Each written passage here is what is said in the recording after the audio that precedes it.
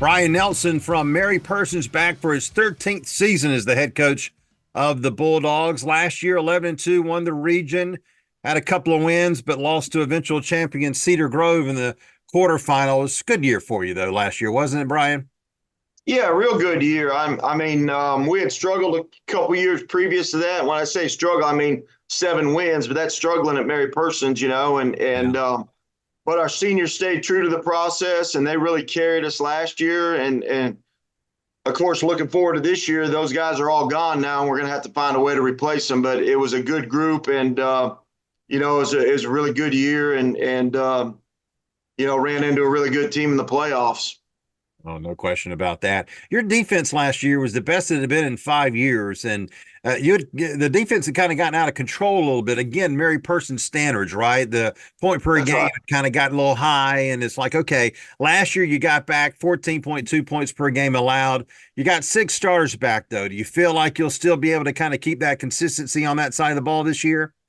Yeah, I mean, and of the guys coming back, they're all in different layers of the defense. So, 3 guys in the secondary, couple defensive linemen, couple linebackers.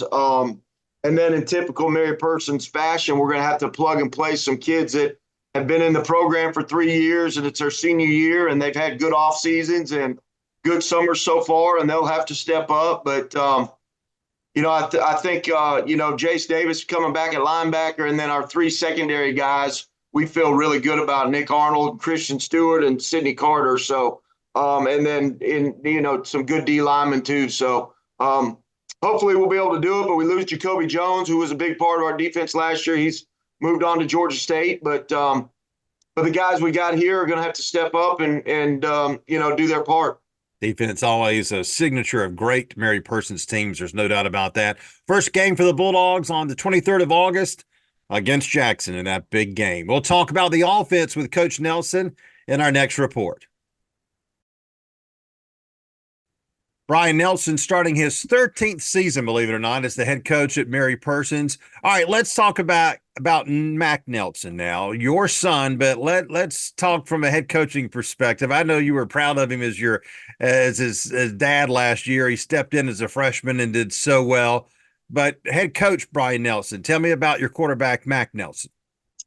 Well, I mean, he got some valuable experience last year, and there were definitely some bumps in the road. He's got to learn to take care of the ball a little bit better this year, and he's had a good off season and put a little bit of weight on and gotten a little bit taller, believe it or not. And then we've done some good things at 7-on-7. I feel good about the guys that are out there that can catch the ball. But the one piece that we're all going to talk about for a while is how do you replace Duke Watson? And when you're sitting back there at quarterback, it's a lot easier job when Duke Watson's standing right next to you, and you can hand it off to him 25 times a game. And when you put it in there and take it out, the whole defense is still going with him. So, but I feel good about Mac. He's progressed good in the offseason, and he's a competitor, and he'll hopefully have a big year this year for us. But there's no question with Duke gone. I mean, more responsibility, more pressure is going to fall on Mac's shoulders to run that offense and to get it moving every day without Duke behind him. I mean, there's just no doubt about that. Do you think he's ready for that? Did that last year as a freshman, as a young kid, give him that experience to where he's ready for that responsibility, Coach? Yeah, absolutely. I think it did, and then, you talk about we got Gavin Martin back at wideout and Caden Levinka's at tight end.